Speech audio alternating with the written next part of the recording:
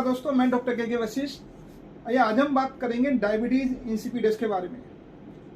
Normally हम diabetes word sugar के मरीजों के लिए यूज करते हैं, लेकिन आज हम यूरिन की एक परेशानी के बारे में बात करेंगे जिसको हम डायबिटीज इंसिपिडस कहते हैं। यह क्या होता है और क्या क्या सिम्टम इसमें होते हैं और साथ ही इसके होने के क्या क्या कारण होते हैं, आज हम इस वीडियो में बात करेंगे। आइए बात करते हैं डायबिटीज इंसिपिडस क्या होती है। डायबिटीज इंसिपिडस यूरिन की एक बीमारी है जिसमें आपको बहुत ज़्यादा यूरिन आने लगता है, जो लगभग 3 लीटर से ज़्यादा 24 घंटों में आ सकता है। साथ ही यूरिन की जो ऑस्मोलिटी होती है वो भी कम हो जाती है, जो लगभग 300 मिली ऑस्मोल से कम हो जाती है। मतलब आपका यूरिन डाइल्यूट हो जाता है। इसके दो टाइप्स होते हैं, एक होता है सेंट्रल डायबिटीज इंसिपिडस और दूसरा होता है आपका नेफ्रोजेनिक डायबिटीज इंसिपिडस। जो आपका सेंट्रल डायबिटीज इंसिपिडस होता है उसको हम न्यूरोजेनिक पिट्यूटरी या फिर न्यूरो हाइपोफिजियल डायबिटीज इंसिपिडस भी कहते हैं। सेंट्रल डायबिटीज इंसिपिडस जो होता है वो आपका एक हार्मोन होता है, एंटी डायबिटिक हार्मोन, उसकी कमी से होता है। होती है nephrogenic diabetes insipidus. Nephrogenic diabetes insipidus होती है जब आपकी किडनी यूरिन को कंसंट्रेट नहीं कर पाती है। यह होता है जब आपका एंटी डायबिटिक हार्मोन ठीक से काम नहीं कर पाता है।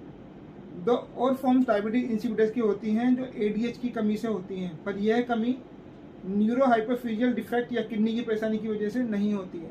ये दो फॉर्म होती हैं, आपका गेस्टेशनल डायबिटीज इंसिपिडस यानी कि जो प्रेगनेंसी के टाइम पे जो डायबिटीज इंसिपिडस होता है। दूसरा होता है आपका प्राइमरी पॉलीडिप्सिया, जिसको हम डिप्सोजेनिक डायबिटीज इंसिपिडस भी कहते हैं। आइए हम बात करते हैं डायबिटीज इंसिपिडस में आपका को क्या क्या साइन और सिम्टम्स आ सकते हैं। ऐसे पेशेंट को पॉलीयूरिया होता है, यानी कि आपको बहुत ज़्यादा पेशाब आता है, जिसका वॉल्यूम अगर 24 घंटे में आप कैलकुलेट करें तो 3 लीटर से लेकर 20 लीटर तक हो सकता है। पेशेंट को बहुत ज़्यादा प्यास लगने लगती है, जिसको हम पॉलीडिप्सिया कहते हैं। और पेशेंट रात को बार बार यूरिन के लिए पेशेंट को उठना पड़ता है, जिसको हम नॉक्चूरिया कहते हैं। एक मेन सिम्टम्स होते हैं जो डायबिटीज इंसिपिडस के होते हैं, पॉलीयूरिया, पॉलीडिप्सिया और नॉक्चूरिया। अगर बच्चों में डायबिटीज इंसिपिडस हो जाता है तो बच्चों में क्या साइन और सिम्टम्स हमें देखने को मिल सकते हैं।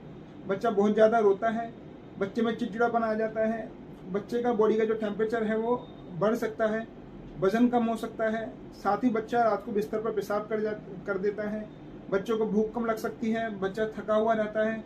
ये कुछ सिम्टम्स है जो बच्चे में जिनको डायबिटीज इंसिपिडस होता है उनमें देखने को मिल सकते हैं।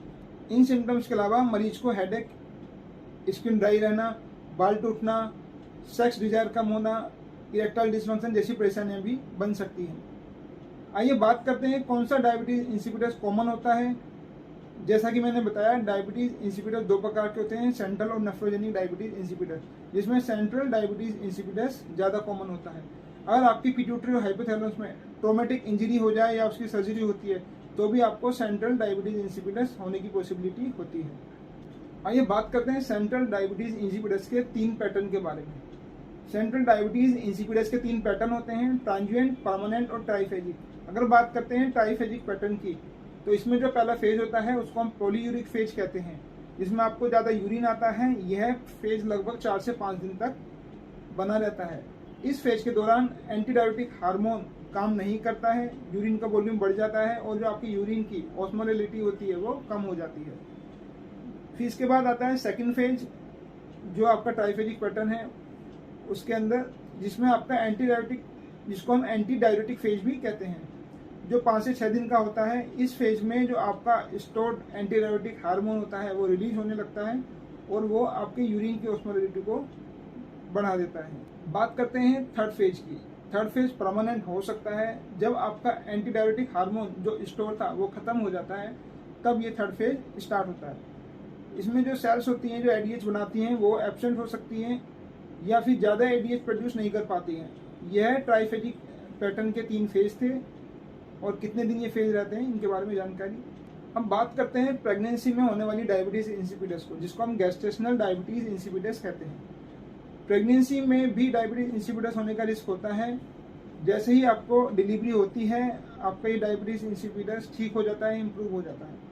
प्रेगनेंसी की वजह से अगर आपकी बॉडी में पहले से ही सब क्लिनिकल या फिर माइल्ड सेंट्रल डायबिटीज इंसिपिडस था तो वो प्रेसिपिटेट कर सकता है, वो बढ़ सकता है, जिसकी वजह से प्रेगनेंसी में फीमेल में सिम्टम्स आने लगते हैं। तो यह थी जानकारी डायबिटीज इंसिपिडस के बारे में। और हेल्थ से जुड़ी हुई जानकारी के लिए मेरे चैनल को सब्सक्राइब करना ना भूलें। Thank you.